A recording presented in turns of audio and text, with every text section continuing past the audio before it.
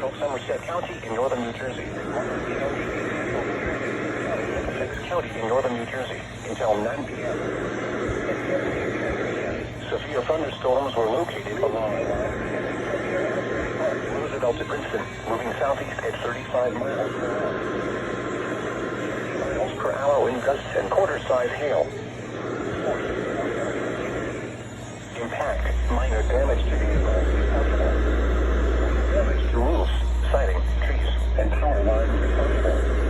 Locations impacted include Toms River, Long Branch,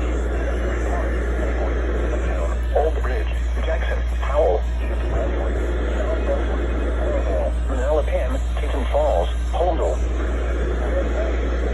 Jamesburg, Manna, Squam, and Hightown. This includes the following between exits 8 and 9. Interstate 1, 7 and 34.